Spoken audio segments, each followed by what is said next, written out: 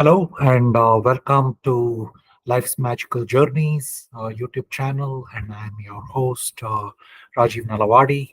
And today we'll be visiting central Mexico and the towns of Guanajuato and San Miguel Allende. Maybe I should be wearing my uh, hat here, the Mexican hat. And no, I think I'll leave the hat for now. So, the town of Guanajuato, it's like a painter's palette. It is surrounded by mountains and filled with colorful homes, and that's why I call it a painter's palette. So one home color doesn't resemble its neighbors, and the neighbors doesn't resemble their next door neighbors, and so on. So that makes it a, a treat for your eyes. So this is me and my wife at the top of the hill, um, uh, like at one of the statues there, Pipila statue. Where it's located, and another couple of shots, one on the street and one from another angle of the city. Very colorful city.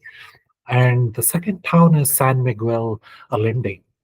It is ranked as one of the most beautiful places on earth. And it was surprising to me when I was doing the research to go to central Mexico. These two towns kind of stood up, but I did drive around to various other places in central Mexico, which I'll cover maybe in one of the future videos. So, this is San Miguel, again, a very hilly town surrounded by mountains, or it's built in the mountains, and and it has like its own centro, which is the square, where there is a lot of activity and a lot of hiking that you can do in and around the town itself. So very colorful towns, both of them, and a lot of colonial history that is tied to these towns, and they have preserved it.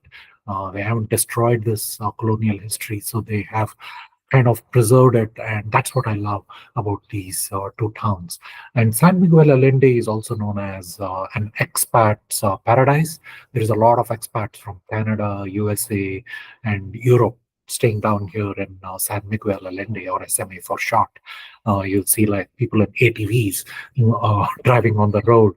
So that's the only place where I've seen ATVs or golf carts literally driving on the road of these inner streets in San Miguel. Uh, Today we'll be covering the author Tony Cohan, and Tony Cohan is sort of a multifaceted individual, or an artist, I would call. He has carved his own niche, and talking about a lot of his life in Mexico with travel narratives. And he was born in New York City, and this hometown also gave him that earlier expression, which he brings into his novels or travelogues, I would say. So before embarking on his writing career, he was doing music, and a lot of rock music and jazz genres. And in 1960s, he immersed himself in the music scene, and he was a drummer and lyricist for several bands. So this period of musical exploration, it kind of seeped in into sort of providing that rhythmic quality into all his writings, and it's very evident in everything that he writes. So uh, his creative inspiration was there as part of the music career that he was building up, but there was an inherent passion to do some writing, and right now he's known as an author, as a book editor, screenwriter, copywriter. That's why I said multifaceted personality, right? And he's been a musician, lyricist, and most of all, he is most famous for his travel writing. Any traveler, they would love to read his works, and he focuses a lot on Mexico. That's his love essentially for this place, and especially San Miguel Allende. Masako, his wife, and him took a short trip, early on, and then uh, the San Miguel Allende was so alluring that they were drawn to this place and they called it home.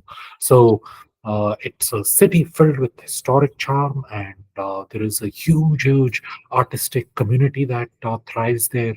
And it for any visitor also, it can be a very transformative experience. Similarly, Masako and Cohan found not only a new home, but also a lot of inspiration for his most celebrated works. So on Mexican time, I will step back a little bit. So I got hold of Tony Cohen's writing when I was staying in Guanajuato in the Airbnb. They had this novel or travelogue called Mexican Days. And it's a later one that I'll be covering. I'll be starting on Mexican time because it more or less flows along with the timeline. But I started with Mexican Days, reading this during my siesta time, uh, eat lunch, and then come back to the Airbnb, rest for a little bit, and then continue the reading before we headed out again in the evening for a walk or dinner. So I started reading with Mexican Days, and I'll talk about it soon. So that's how I got introduced to Tony Cohen after I was there in Guanajuato and staying at the Airbnb because they had this novel sitting in the shelf there. So on Mexican time, essentially, this is a novel that is well known for Cohen's vivid portrayal of life in Mexico. So he journeys into the heart of Mexico, covering some of the locales around San Miguel, and essentially, like mainly focused on San Miguel itself. It's sort of capturing how the life of an expat is. So, if anybody is interested in being an expatriate, and especially looking to establish a second home or a new home in San Miguel or in Mexico, this is a must read. So. This came about like essentially when his wife Masako and him went to San Miguel, and so they were so drawn by the beauty of this colonial town that they decided that they will make this their new home. And they started this profound love affair with the country and its people and the culture. So on Mexican time is sort of capturing this journey, or Cohen is capturing this journey of discovery and adaptation. So they bought a century-old home in San Miguel, and he talks about how they navigated the challenges and the joys of immersing themselves into this new Mexican culture. It's a very friendly culture for anyone who goes there to central Mexico. People are so friendly, and the city itself is so beautiful, filled with colonial history. And Cohen captures this with a very keen eye for detail and with his lyrical writing style. He paints a very vivid picture of Mexico and especially of San Miguel, and talks about the local traditions, festivals, and also the everyday interactions that people have there, like sitting around in a restaurant or just walking down the road. He captures this beautifully, and it offers a window for anybody who is interested in becoming an expat and moving down to Mexico and especially San Miguel or Guanajuato for that matter. Mexican Days is the one I first started reading, as I mentioned, in Guanajuato, and my first introduction to Tony Cohen. After I read the first two chapters, I said, "Wow, how come I have never come across him over all my reading these years?" So it was a very good introduction, and to Tony Cohen, and then I continued and read his on Mexican time after I finished Mexican Days during my stay in Guanajuato.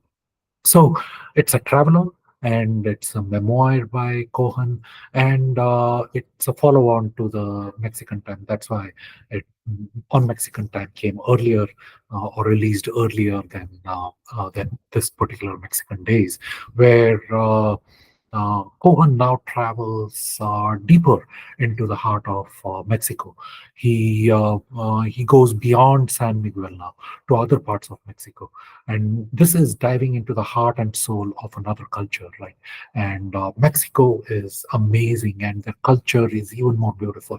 So he captures this in this travelogue, Mexican Days, and for this he's known as an acclaimed travel writer. So it's capturing the essence of Mexico, the stunning landscape, and venturing into the Pacific coast to the Yucatan Peninsula, and also the bustling streets of Mexico City, covering the beauty of Oaxaca. I did visit Sierra Gorda region and Ilitla and the Jalpan Serra missions of Uniparos Serra before he started establishing these missions here in the west coast of US. And this is Cohen traveling there, all the while sharing his experiences and reflections along the way. While I had read this novel before I ventured out from Guanajuato to all these other places, the Sierra Gorda, which is a very mountainous drive. I was constantly remembering Cohen's writing there. And it's a rich celebration of Mexico's culture, the history, and the sort of everyday moments also captured for of the people that he captures there. So it is both universal, I would say, and personal as he delves into his own journey of discovery and also talks about Mexico's complex past and present. Like anybody who has a colonial history will have a complex past, and how they have preserved it in the present is also a wonderful thing to kind of cherish, I would say. So he encounters various artists, expats, and locals, and there is a lot of stories that reveal the depth of Mexico. So he builds together these stories with the tapestry that he weaves there, along with the mosaic of stories that offer the real depth of Mexico and into its culture and the challenges it's facing in a changing world. So it sort of for me it personally was a meditation on the art of travel itself, and how you can do a lot of immersive travel into another country, and that can change your model of thinking, and it can help you understand the world better and ourselves better as well. So that's what I got out of Mexican Days.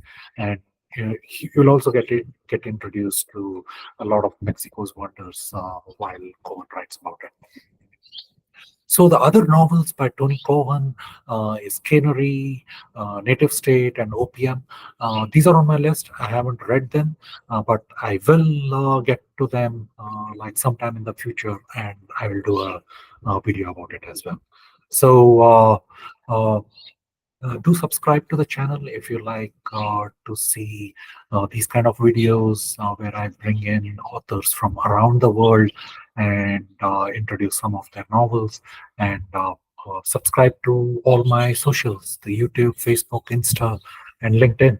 I do have different content on each one of these socials. So do subscribe, join, and follow on all these socials. Thank you. That's it for now, and we'll see you next time.